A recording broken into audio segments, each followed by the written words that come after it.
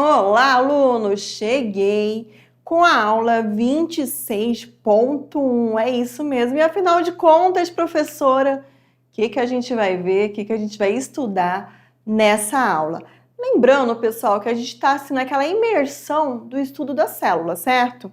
Onde vocês já viram sobre a membrana plasmática, as trocas que acontecem na membrana plasmática.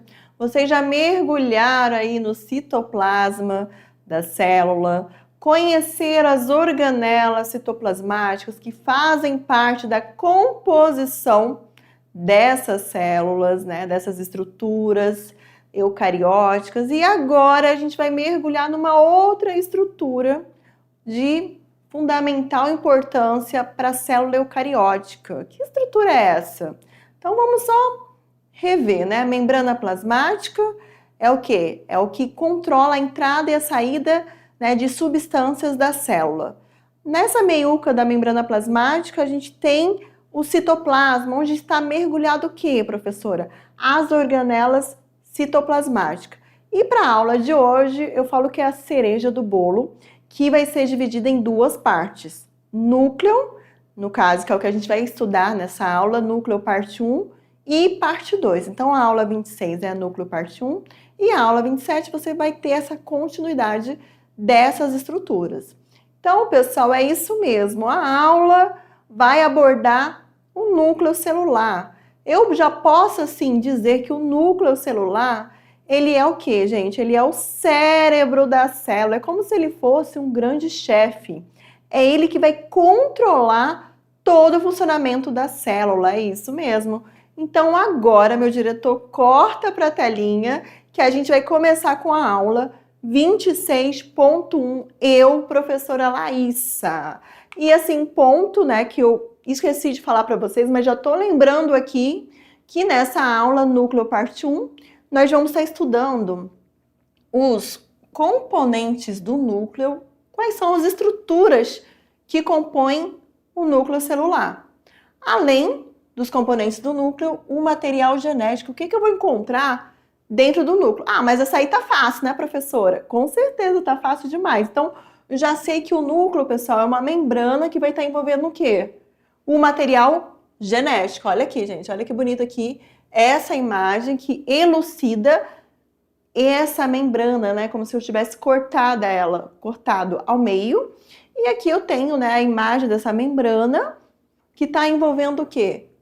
O material genético, o nosso DNA. É o material genético que tem todas as instruções do nosso corpo, é como se fosse uma receita de bolo.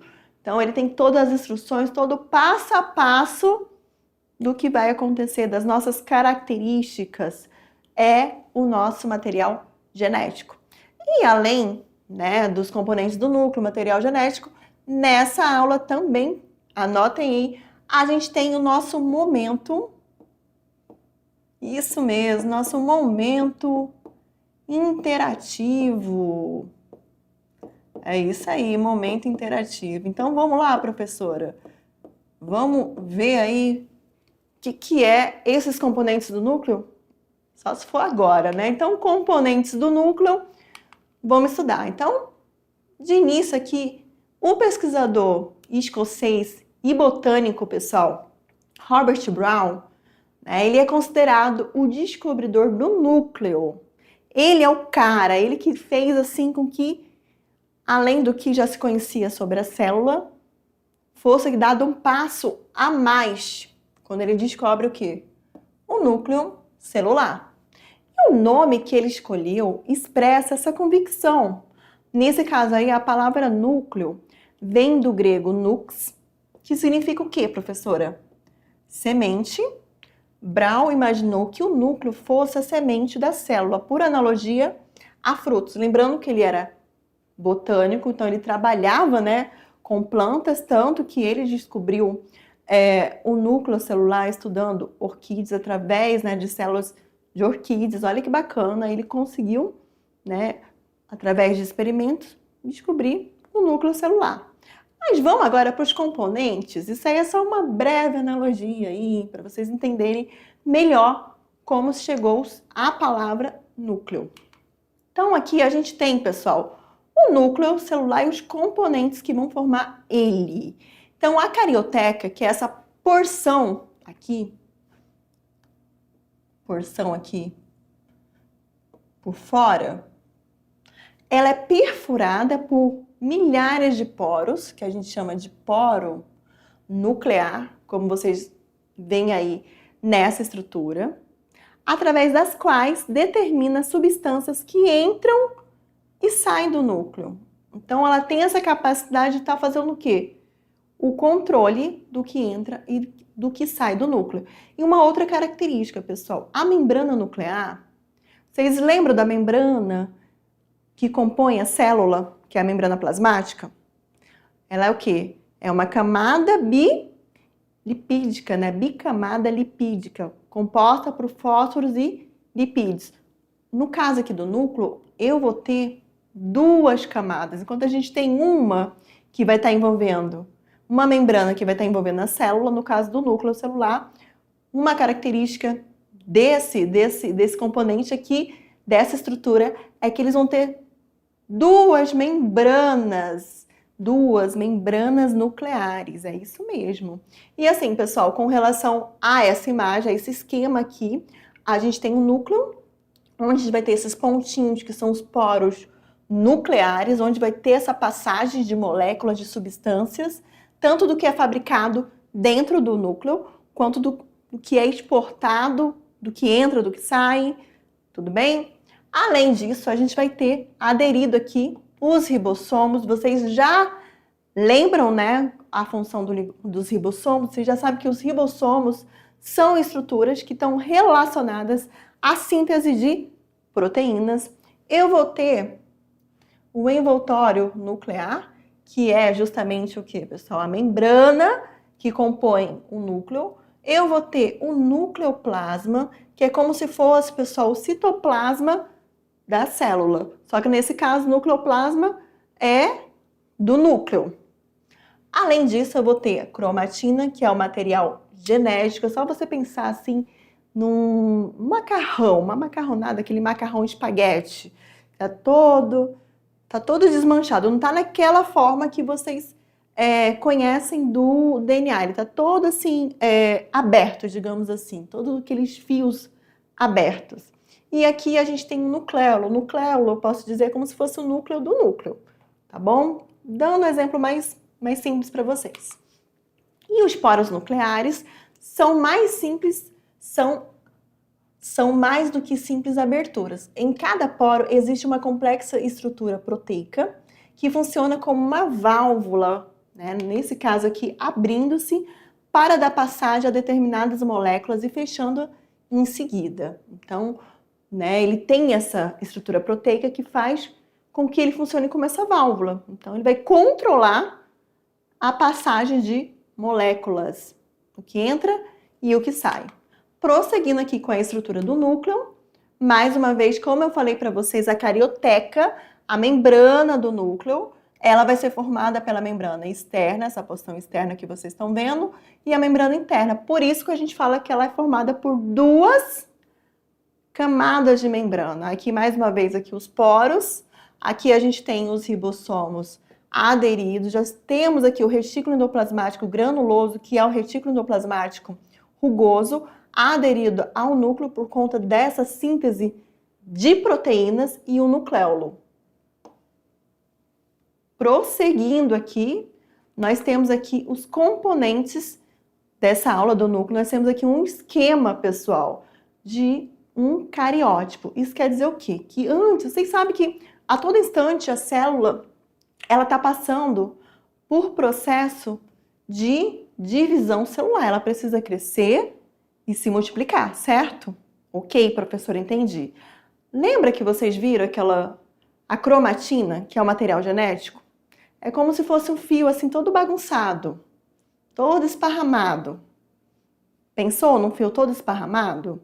Então, no caso, quando a célula ela precisa se dividir, ela tem que arrumar aquele fio. Quando acontece, né, da célula ter, como é que eu posso falar, entrar no processo da divisão celular, esse emaranhado de fio, pessoal, ele vira o que a gente chama de cromossomo. Ele ganha forma e estrutura. É só um ponto aí para vocês, né, saberem. Então, os cromossomos nada mais é, pessoal, do que molécula de DNA e proteínas. E eles vão estar formando essa estrutura que vai facilitar o quê? O momento da replicação celular. Vai facilitar o momento da divisão celular. Depois dessas aulas sobre núcleo, vocês vão entender melhor o processo da mitose e da meiose, tá bom? E aqui, né, a gente tem um cariótipo humano, no qual nós vamos ter 23 pares de cromossomos. Lembrando que a gente tem um par aqui que é o cromossomo sexual.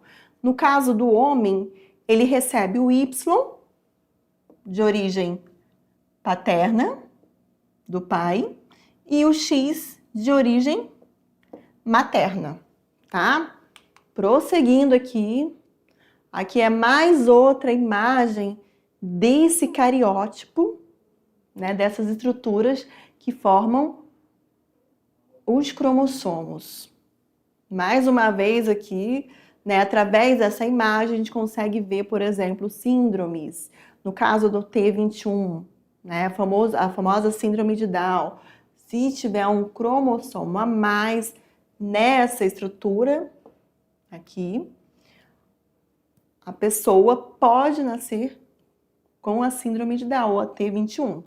Aqui, pessoal, é o processo de coloração dos cromossomos, dos pares de cromossomos. Lembrando que a gente recebe um de origem materna, vou colocar aqui como exemplo, a gente vai sempre estar recebendo um de origem materna e outro de origem paterna.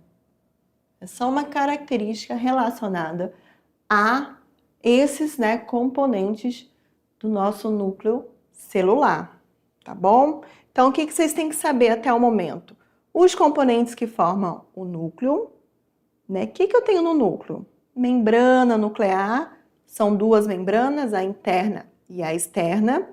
Eu tenho poros nucleares. Esses poros, eles vão ter, né, a função de válvula, eles vão estar controlando o que entra e o que sai da membrana nuclear. Eu vou ter, além disso, né, eu vou ter, nesse caso, os cromossomos, que são que é a cromatina, que é aquilo que eu te falei, né, como se fosse o material genético da célula, o material genético, assim, antes dele se dividir, naquela imagem que vocês viram anterior. E é isso, pessoal. Ah, sim! A gente também tem o nucleolo, que eu até brinquei com vocês aqui, que é o núcleo do núcleo, tá bom? E vamos lá, gente, com relação à estrutura dos cromossomos agora. Então, os cromossomos, pessoal, as partes de um cromossomo, elas são separadas pelo centrômero, que é como se fosse esse cinturão aqui que vocês estão vendo. É como se você pegasse esse cromossomo e desse uma estrangulada nele. Então, ele fica mais apertadinho. E essa separação, né, no caso, as partes de um cromossomo separadas pelo centrômero são chamadas de braços cromossômicos. Aqui. E a relação de tamanho entre os braços cromossômicos determina, por exemplo, a posição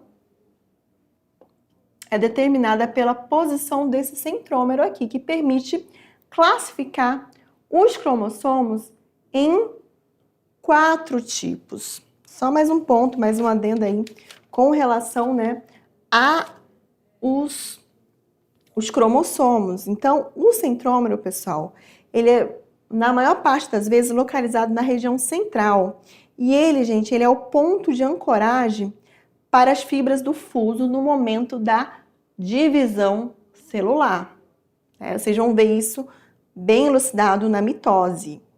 A gente tem esses pontinhos aqui, que eu vou marcar aqui para vocês, que é como se fosse o finalzinho, assim, do braço do cromossomo, que a gente denomina de telômeros, tá? Que é região que fica na extremidade, na pontinha, aqui mais uma vez marcando aqui, e atua como tampões que protegem o DNA da degradação e da perda, e também de perda de informações genéticas durante a replicação. E aqui, né, mais uma constriçãozinha aqui, mostrando. Prosseguindo aqui, vamos lá, vamos ver como é que ocorre essa classificação com relação ao centrômero. Pois é, a gente vai ter o metacêntrico, que é quando o centrômero, né, esse estrangulamento, ele acontece na parte central da célula. Então, vocês percebem que os braços, eles são proporcionais.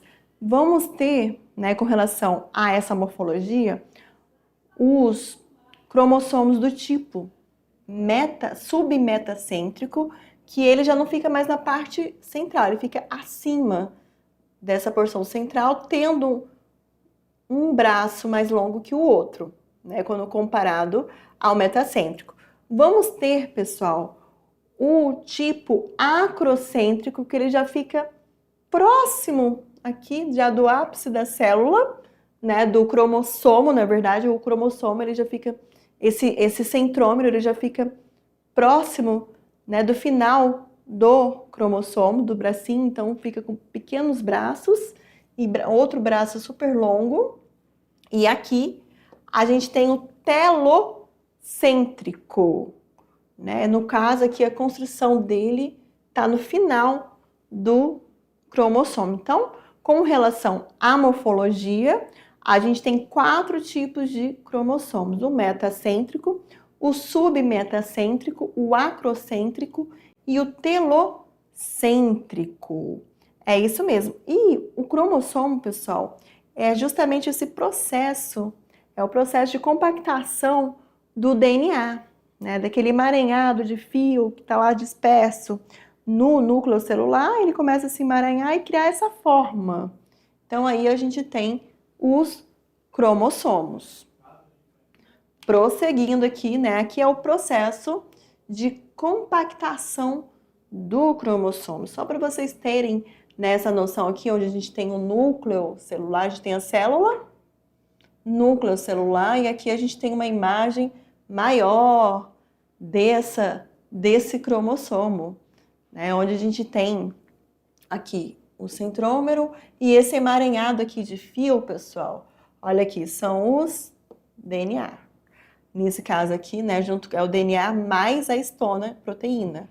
Então, esse emaranhado de fio aqui é, né, o cromossomo, é esse DNA compactado que forma essa estrutura cromossômica. Prosseguindo aqui, mais outro exemplo. Nossa, professora, cansei de ver cromossomo. Não, isso aqui é só para vocês terem, né, essa noção aí dessa estrutura. Então, mais uma vez aí, a imagem do cromossomo. Mostrando aqui o centrômero, ou a construção que a gente fala, a constrição primária. Aqui a gente já vai ter a constrição primária, o telômero, que é essa pontinha do cromossomo. Tá? E o braço, né? O braço do cromossomo. E agora, gente, o material genético, afinal de contas, professora, de que é formado o DNA? Vamos lá, gente. O DNA, vocês já sabem, né? De que ele é formado? Nucleotídeos. E nesse caso eu vou ter pentose. Pode ser o material genético, ele pode ser o DNA, desoxirribose, e pode ser a ribose, que é o RNA, que é o monossacarídeo, que vocês já viram. Além disso, eu vou ter o quê? As bases nitrogenadas, que podem ser divididas em 2 tipos: purinas ou púricas ou pirimídicas. Nesse caso aqui, os representantes das purinas é a adenina e a guanina, e pirimídicas, timina, citosina e uracila. É mais um ponto aí com relação à divisão das bases nitrogenadas. Então você já sabe, pentose, que pode ser ou desoxirribose ou a ribose, bases nitrogenadas, e o grupo de fosfato, que é o monofosfato, para formar o quê? O nucleotídeo, que isso aí também já vimos em aulas anteriores, tá bom? Aqui a representação da pentose, do fosfato, o grupo fosfato, e aqui a base nitrogenada, que pode ser ou adenina, ou citosina, ou guanina. Nesse caso aí, quando eu falo do DNA. Em resumo, o DNA, que é o ácido desoxirribonucleico, é uma molécula presente no núcleo das células de todos os seres vivos e que carrega toda a informação genética de um organismo. Mais um ponto aí, ela vai ser formada por uma fita dupla em forma de espiral, que nesse caso aqui é a dupla hélice, composta por esses milhões de nucleotídeos que vocês estão vendo aqui, ó. Guanina, né, se junta aqui com a citosina, a adenina com a timina, a citosina com a guanina. Então, vai indo aqui formando, né, essa estrutura. E finalizando aqui, ela é constituída por 3 substâncias químicas, bases nitrogenadas, que vocês já cansaram de ver, adenina, timina, citosina e guanina.